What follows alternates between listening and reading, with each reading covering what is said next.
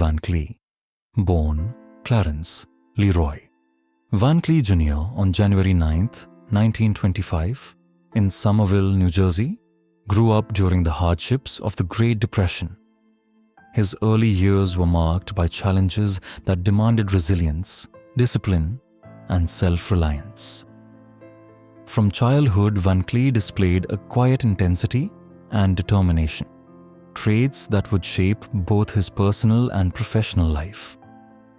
The economic and social pressures of the era instilled in him a practical understanding of perseverance, while his keen observation of human behavior would later inform the depth and authenticity of his performances on screen. These formative experiences created a foundation for the moral complexity he would bring to his characters. Military service and early ambitions. During World War II, Van Cleef served in the United States Navy, an experience that reinforced his respect for discipline, duty, and endurance. Military life exposed him to rigorous routines and the realities of human fragility, leaving a lasting impact on his character. After the war, he pursued acting, studying theater with dedication and seriousness, aware that success in Hollywood was never guaranteed. This period of preparation honed his craft, cultivating a mastery of subtlety in performance. Van Cleef's early ambition combined with his experiences of structure and hardship, shaping a persona that was calm, measured, and intensely focused, a quality that would later define the memorable characters he portrayed in both American and European cinema. Breakthrough in Hollywood. Van Cleef made his film debut in the 1952 classic High Noon, where his understated performance captured attention despite limited screen time. Hollywood soon recognized his striking features and commanding presence, though initially only for secondary roles. Often cast as henchmen, outlaws, or minor villains, Van Cleef was typecast because of his unconventional looks. Throughout the 1950s, he appeared in numerous television series including The Lone Ranger, Gunsmoke, and Half Gun. Will Travel, consistently demonstrating an ability to convey menace, intelligence, and subtle emotion without relying on dialogue. These early roles, though rarely leading, established his reputation as a reliable and compelling character actor in the competitive Hollywood landscape. Challenges and resilience. In 1958, a serious car accident temporarily halted Van Cleef's career momentum. At a time when Hollywood recognition seemed just within reach, this setback threatened to derail his progress entirely. Yet Van Cleef's resilience, cultivated from his early years and military service, allowed him to recover and continue pursuing acting with renewed determination. This period of struggle taught him patience and adaptability, preparing him for a later career resurgence overseas. Rather than letting misfortune define him, Van Cleef used it as an opportunity to refine his craft and explore new creative avenues, demonstrating a fortitude that would become a hallmark of both his life and professional trajectory. Italian westerns and stardom. As opportunities in American cinema waned, Van Cleef found new life in Italy, where filmmakers were transforming the Western genre with moral ambiguity and darker storytelling. His collaboration with director Sergio Leone proved transformative.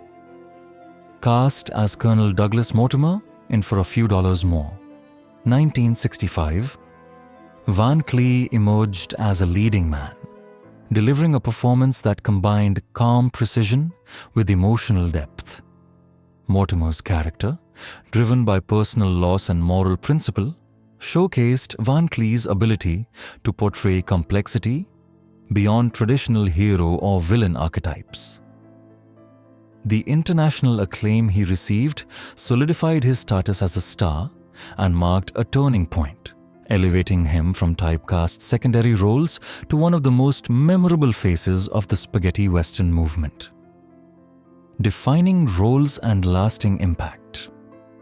Van Cleef's career continued to flourish with iconic roles in The Good, the Bad and the Ugly, 1966, Day of Anger, 1967, and The Big Gun Down, 1966. In these films, he often portrayed men operating in shades of grey, characters shaped by experience, survival, and moral ambiguity, rather than simple notions of right and wrong. Audiences were drawn to the authenticity he brought to these roles, where restraint and subtlety conveyed strength, intelligence, and humanity. By eschewing melodrama, Van Cleef elevated the genre, creating characters whose internal lives were as compelling as the external action. His performances left a lasting impression, influencing both contemporaries and future generations of actors in Western and action cinema, professionalism and character. Beyond his on-screen presence, Van Cleef was known for his professionalism, integrity, and dedication to craft. Colleagues frequently described him as disciplined, courteous, and deeply serious about acting. He approached every role, whether lead or supporting, with the same meticulous attention to detail. Even at the height of his fame, he maintained humility and a strong work ethic, never forgetting the years of struggle that preceded his success. Van Cleef's quiet demeanor off-screen mirrored the composed, thoughtful characters he played, reinforcing his reputation as a consummate professional whose respect for the art of cinema matched his commitment to audience engagement. Later career and American returns. In the 1980s, Van Cleef returned to American productions, taking on roles suited to his experience and commanding presence. In Escape from New York, 1981, he portrayed the authoritative and morally complex police commissioner Bob Hawke, a performance that elevated the material and lent gravitas to the film. Even as physical challenges grew with age, Van Cleef continued to work steadily, choosing roles that matched his refined screen persona. His later career reflected a seamless integration of experience and craft, showing audiences that compelling storytelling required more than youth or physical prowess.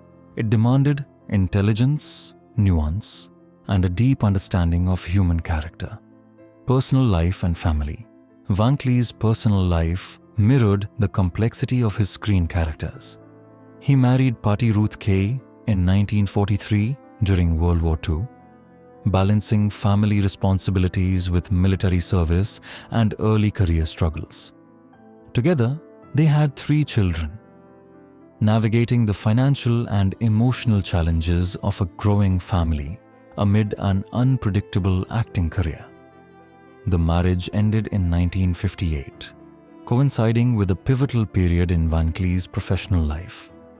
In 1960, he married Joan Marjorie Dra, who supported him during years of rebuilding his career overseas. Despite personal challenges, Van Cleef maintained a devotion to family and cultivated stability alongside the intensity of his professional life. Final years and legacy. Lee Van Cleef continued acting into his later years, demonstrating resilience and commitment despite declining health. On December 16, 1989, he passed away from a heart attack at his home in Oxnard, California, with throat cancer listed as a secondary cause. Even in his final years, Van Cleef's dedication to performance never waned, leaving behind a legacy defined by perseverance, artistry, and authenticity. He was laid to rest at Forest Lawn Memorial Park Cemetery in the Hollywood Hills, a fitting resting place for a figure whose life was inseparable from cinematic history. His epitaph, Best of the Bad, encapsulates his enduring reputation as a masterful interpreter of morally complex characters. Conclusion. Lee Van Cleef's life was a testament to resilience, artistry, and the quiet power of persistence. From humble beginnings in New Jersey to international stardom in Italian westerns, he cultivated a career defined by discipline, intelligence, and depth. Van Cleef elevated every role he played, whether hero, villain, or anti-hero, leaving audiences with characters that felt real and morally intricate. His professionalism, humility, and unwavering dedication to craft made him not just a memorable actor but an inspiration for generations of performers. Even after his passing, Van Cleef's presence endures in cinema, a reminder of the enduring impact of integrity, talent, and quiet strength on both screen and life.